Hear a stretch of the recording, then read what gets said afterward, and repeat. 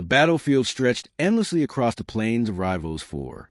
Once lush with forests and rivers, the land was now scarred by plasma craters and the hulks of shattered war machines. Black smoke curled skyward, joining the ash-thick clouds that had blocked the sun for weeks.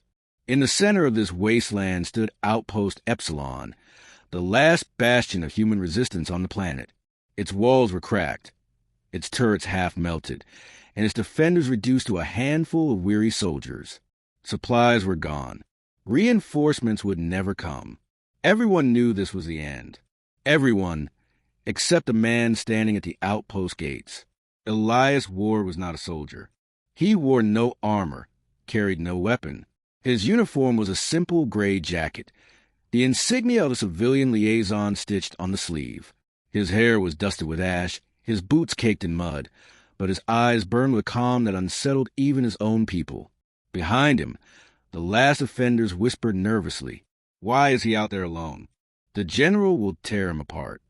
But Elias just stood tall as the alien army advanced, an ocean of armored behemoths, towering war mechs, and skittering drone swarms that blackened the ground as they moved. At their head strode the colossal figure of General Vorik of the Frex Dominion. The alien general arrives. General Vorik was a nightmare made flesh, 12 feet tall. His scaled armor shimmered with energy fields, and 4 burning eyes scanned the battlefield with predatory hunger. His voice, amplified through a Warcaster helm, thundered across the wasteland.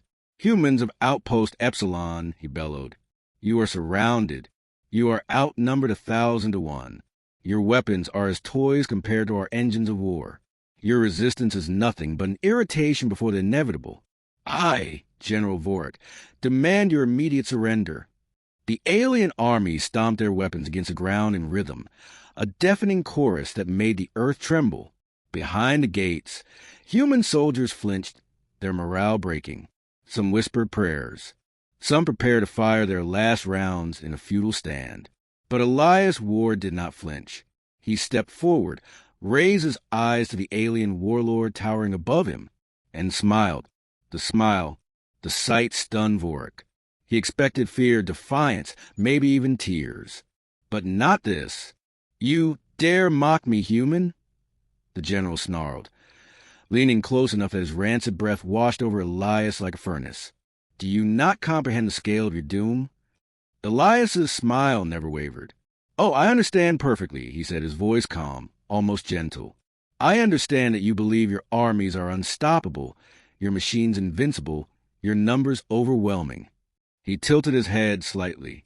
"But tell me, General, what would you do if none of that mattered?" The alien commander's 4 eyes narrowed. Murmurs rippled through the Threx ranks. What could this unarmed human possibly mean? Middle, the secret. Elias took a slow breath, as though savoring the moment. "For years you've underestimated us. You think of humans as fragile, weak, incapable of matching your kind. You think victory is measured only in weapons and numbers." He paused, letting the silence stretch. Even the drones seemed to hesitate. "But you never wondered why we fought so long. Why a species as small and outmatched as ours could resist you for decades." Vorik growled. "Because of your stubbornness. Because you are too foolish to accept defeat." Elias chuckled softly. "No, because of what we learned." The general shifted uneasily. "Learned what?" Elias's smile widened. "That your strength is also your weakness. That every step your armies take, every drone you send, every engine you power depends on one fragile thing. A signal, a network, a single frequency that ties your war machines together." Vorik froze. "Impossible. That frequency is shielded by algorithms you thought no one could crack." Elias interrupted smoothly. "But humans, we have a talent for finding cracks in things. You see, while you were counting our bodies, we were counting your codes." The alien army shifted, their massive weapons humming uncertainly. Soldiers glanced at each other, suddenly aware of how many drones surrounded them, how tightly packed their own formations were. Elias raised his hand and snapped his fingers. The sound was soft, almost laughably small against the thunder of war. But What followed shook the world. One by one, the Dominion's drones froze mid-step. War mechs halted, their weapons lowering. Armored troops gasped as their exosuits locked, servos whining. Within seconds, half the alien army stood paralyzed, their eyes wide with confusion and fear. Vorik roared, slamming a clawed fist into the ground. "What have you done?" Elias met his fury with quiet confidence. "We rewrote your war." From the ridges surrounding the outpost, hidden emitters came alive, pulsing with invisible waves.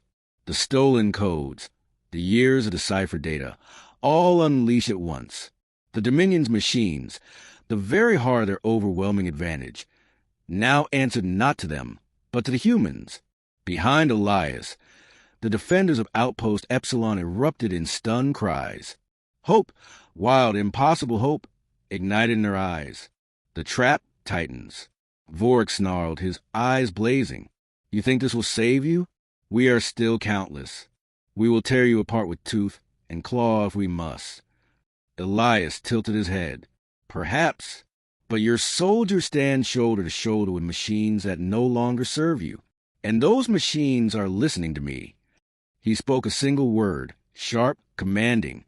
The nearest Dominion war mech turned, its cannon swiveling toward its former masters. The alien ranks erupted into chaos. Some tried to fight their own drones, others fled in terror. Plasma fire lit the plains as the Dominion's once perfect formations collapsed into madness. Elias remained perfectly still, his smile unchanged. "Numbers don't win wars, General. Understanding does." The confrontation. With a roar of fury, Vorik lunged forward, determined to crush the insolent human with his bare hands. His massive claws swept down, but Elias didn't move. At the last second, a captured mech intercepted, its armored arm blocking the strike. The ground shook from the impact.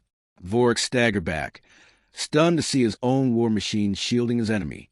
Elias finally stepped forward, his eyes meeting all four of the generals. "This war ends today. Not because we outnumber you, not because we outgun you, but because you never understood who we are." His voice rose, carrying across the battlefield.